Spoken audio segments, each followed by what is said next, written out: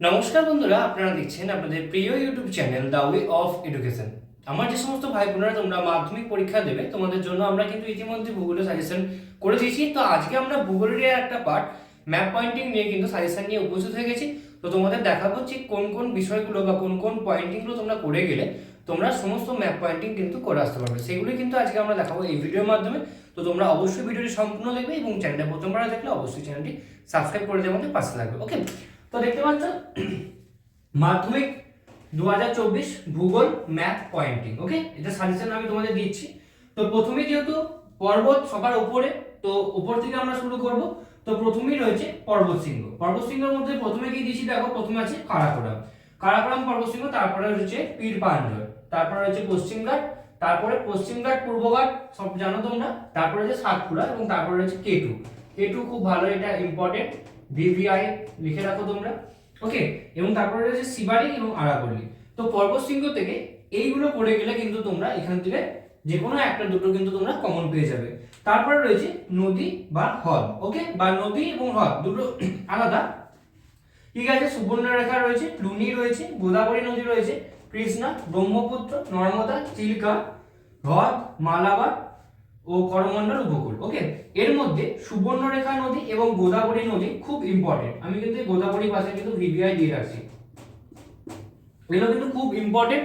এগুলো কিন্তু তোমরা অবশ্যই খুব ভালো করে কিন্তু করবে এবং এগুলো কিন্তু তোমরা বাড়িতে একটা ম্যাপ কিনে নাও। এবং যদি তোমরা বলো যে কিভাবে ম্যাপ পয়েন্টিং করতে হয় ম্যাপে, তো সেটাও কিন্তু আমি তোমাদের ভিডিও করে দেখিয়ে দেবো কোন কোন বিষয়গুলো করতে হয়, ইন্ডেক্স কিভাবে করতে হয়। ইন্ডেক্স, এখানে দেখো ইন্ডেক্স, এই ইন্ডেক্স কিভাবে সাজাতে হয় সেই বিষয়গুলো একটা ব্যাপার রয়েছে, সেগুলো যদি তোমরা বলো তাহলে কিন্তু আমরা অবশ্যই ভিডিও করে তোমাদেরকে দেখিয়ে দেবো। তো তোমরা নেক্সট এবার দেখো, এবার আমি কি দিচ্ছি তোমাদেরকে। ওকে, নেক্সট রয়েছে মৃত্তিকা। দেখো প্রথমে এখানে রয়েছে মৃত্তিকা গবেষণা কেন্দ্র, এটা কিন্তু খুব ইম্পর্টেন্ট। আমি প্রথমে অন্য কিছু দিতে পারতাম, যে পল্লী মৃত্তিকা অঞ্চল এগুলো দিতে পারতাম, কিন্তু মৃত্তিকা গবেষণা কেন্দ্র প্রথমে দিয়েছি কারণ এটা অনেক সময় তোমাদের মিস হয়ে যায়, ঠিক আছে। তো মৃত্তিকা গবেষণা কেন্দ্র এটা কিন্তু খুব ইম্পর্টেন্ট, এটা কিন্তু তোমরা অবশ্যই মাথায় রাখবে। তারপর রয়েছে পলি মৃত্তিকা অঞ্চল, তারপর রয়েছে ভারতের ল্যাটেরাইট মৃত্তিকা অঞ্চল, লোহিত মৃত্তিকা অঞ্চল এবং লবণাক্ত মৃত্তিকা অঞ্চল। ওকে, তো তোমাদের মৃত্তিকা থেকে এই পোর্শনগুলো করলে কিন্তু তোমাদের আর কোনো এক্সট্রা কিন্তু করতে হবে না। ওকে, তারপর রয়েছে জলবায়ু। জলবায়ু কি রয়েছে, বছরে দুইবার বৃষ্টিপাত যুক্ত অঞ্চল, অর্থাৎ কোন জায়গায় বছরে দুবার বৃষ্টিপাত হয় সেটা প্রথমে দেবে। ওকে, করবে। তারপরে হচ্ছে ভারতের প্রথম মৌসুমী বৃষ্টিপাত যুক্ত অঞ্চল, তারপরে হচ্ছে ভারতের শুষ্কতম অঞ্চল এবং তারপরে রয়েছে উত্তর পূর্ব ভারতের, মানে উত্তর ভারতের সর্বাধিক বৃষ্টিপাতযুক্ত অঞ্চল, অথবা আসতে পারে পূর্ব ভারতের সর্বাধিক বৃষ্টিপাতযুক্ত অঞ্চল। এই দুটো একই, তো তোমরা দুটো পয়েন্টিং কিন্তু করবে। এবার তোমাদের কথা বলে রাখি, যখন তোমরা পয়েন্টিং করবে তখন তোমরা সেই জায়গাটাকে হাইলাইট করলে, হাইলাইট করার পর সেখানে তোমরা একটা এরকম ভালো করে ডিপ করে একটা গোল করলে, দিয়ে এরকম একটা করলে, করে তারপরে এরকম বাইরে বার করে পরিষ্কার করে কিন্তু এখানে ভালো করে কিন্তু তোমরা লিখবে, তবে কিন্তু ভালো করে মার্কস পাবে। তো এই কিছু বিষয়গুলো রয়েছে, সেই জন্য বলছি তোমরা অবশ্যই কমেন্ট করো ভিডিওতে যে তোমাদের কিভাবে ম্যাপ পয়েন্টিং করতে হয় সেই বিষয়টা তোমাদের দেখাতে হবে নাকি, তাহলে কিন্তু আমরা ম্যাপ পয়েন্টিং করে তোমাদেরকে দেখিয়ে দেবো। ওকে, তো নেক্সট এবার দেখবে। তো দেখো তোমাদের নেক্সট রয়েছে কৃষি। ওকে, প্রথমেই দেবো ভারতের কেন্দ্রীয় ধান গবেষণা কেন্দ্র, এটা কিন্তু খুব ইম্পর্টেন্ট, ভিভিআই খুব ইম্পর্টেন্ট, ভারতের কেন্দ্রীয় ধান গবেষণা কেন্দ্র। তারপর রয়েছে ভারতের একটি মিলেট, গম, ধান, কফি, কার্পাস উৎপাদক অঞ্চল। এরকম আসতে পারে যে ভারতের একটি মিলেট উৎপাদক অঞ্চলকে পয়েন্টিং করতে বলতে পারে, অথবা বলতে পারে একটি গম উৎপাদক অঞ্চল, অথবা বলতে পারে একটি কফি উৎপাদক, অথবা বলতে পারে একটা কার্পাস উৎপাদক। বিভিন্ন এখানে ফসলগুলো যেগুলো রয়েছে সেই উৎপাদক অঞ্চলগুলো কিন্তু তোমাদের এই কৃষির আন্ডারে কিন্তু আসতে পারে। এরকম সেরকম তো আন্ডার আসবে না, তোমাদের এরকম 1 2 3 4 5 6 করে এরকম করে লেখা থাকবে, ঠিক আছে। নেক্সট রয়েছে বন্দর ও জনসংখ্যা। বন্দর ও জনসংখ্যাকে একসাথে করে দিয়েছি। প্রথমেই দেখবো ভারতের হাইটেক বন্দর, ঠিক আছে, ভারতের হাইটেক বন্দর আছে।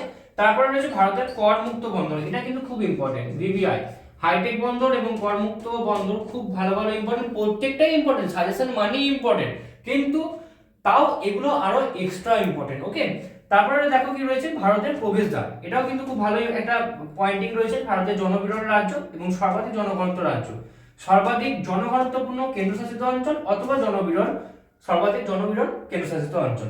তাই কি করবো আমরা এখান থেকে ভারতের হাইটেক বন্ধ করব, করমুক্ত বন্ধ করব, আর জনসংখ্যা ভারতের প্রবেশদ্বার করব, আর এই জনসংখ্যার মধ্যে রয়েছে ভারতের জনবিরল রাজ্য, সর্বাধিক ঘনত্বপূর্ণ রাজ্য, জনবিরল কেন্দ্রশাসিত অঞ্চল এবং সর্বাধিক ঘনত্বপূর্ণ কেন্দ্রশাসিত অঞ্চল। তো এইগুলো আমরা করব। ওকে, তো আমি যেগুলো দিচ্ছি সেগুলো করে যাও, তোমাদের কিন্তু পরীক্ষাতে কিন্তু কোনোটা আটকাবে না। ওকে, তো নেক্সট এবার আমাদের নেক্সট তোমাদের রয়েছে বিমানবন্দর। বিমানবন্দরটা খুব ইম্পর্টেন্ট। দেখো প্রথমেই রেখেছি ভারতের বৃহত্তম আন্তর্জাতিক বিমানবন্দর, এটা কিন্তু খুব ভালো করে তোমরা দেখবে, এটা কিন্তু খুব ভালো করে দেখবে। এছাড়াও কিন্তু অবশ্যই উত্তর দক্ষিণ পূর্ব পশ্চিম, উত্তর দক্ষিণ পূর্ব পশ্চিম চারটে দিকেরই কিন্তু কোন কোন বিমানবন্দর রয়েছে সেই বিমানবন্দরগুলো দেখবে, প্লাস আমাদের পশ্চিমবঙ্গের দমদম বিমানবন্দরটা এখন কিন্তু দেখে রাখবে। ওকে, নেক্সট হচ্ছে অরণ্য। প্রথমে রয়েছে কেন্দ্রীয় অরণ্য গবেষণাগার। কেন্দ্রীয় অরণ্য গবেষণাগার কোথায় অবস্থিত, এরকম কোশ্চেন কিন্তু তোমাদের পরীক্ষা আসতে পারে শর্ট কোশ্চেনে, এবং কিন্তু তোমাদের এই ম্যাপ পয়েন্টিংটা খুব ভালো করে দেখতে হবে, এগুলো কিন্তু খুব ইম্পর্টেন্ট, সেই জন্য কিন্তু আমি প্রথমে এটা রেখেছি। ওকে, এবং একটি ম্যানগ্রোভ অরণ্য, এটাও কিন্তু খুব ইম্পর্টেন্ট, একটি ম্যানগ্রোভ অরণ্য অঞ্চল। এছাড়া মরু উদ্ভিদ অঞ্চল পর্ণমোচী রয়েছে। ওকে, ঠিক আছে, এগুলো কিন্তু তোমরা ভালো করে করবে, মানে মরু এবং উদ্ভিদের যে অঞ্চলগুলো রয়েছে বা অরণ্যের যে ভাগগুলো রয়েছে সেই ভাগগুলো কিন্তু তোমরা প্রত্যেকেরই একটা অঞ্চল কোন কোন জায়গা জুড়ে বিস্তৃত সেই সেই জায়গাগুলো কিন্তু তোমরা অবশ্যই করে রাখবে। তো এই ছিল আজকে আমাদের আলোচনার বিষয়গুলো। তো এই ম্যাপ পয়েন্টিং গুলো করে গেলে কিন্তু তোমাদের আশা করি পরীক্ষাতে সমস্ত কোন তোমরা কমন পেয়ে যাবে, এবং তোমরা অবশ্যই খুব ভালো করে পরীক্ষা দিও। আজকে ভিডিও এইটুকু, এবং চ্যানেলে যদি প্রথমবার হয়ে যাবে তাহলে কিন্তু তোমরা অবশ্যই আমার চ্যানেলকে সাবস্ক্রাইব করে দিও, অবশ্যই সাবস্ক্রাইব করে দিও, এবং চ্যানেলে একটা লাইক করে দিও, এবং ভিডিওটা একটা লাইক করে দিও, এবং তোমার বন্ধুদের মাঝে শেয়ার করো। যত শেয়ার করবে এবং যত লাইক করবে আমাদের তত ইন্সপিরেশন পাবো, এবং আরো ভালো ভালো কন্টেন্ট তোমাদের জন্য নিয়ে আসতে থাকবো। তো আজকের জন্য এইটুকুই, আরো তোমাদের সকলকে আরেকবার অসংখ্য ধন্যবাদ।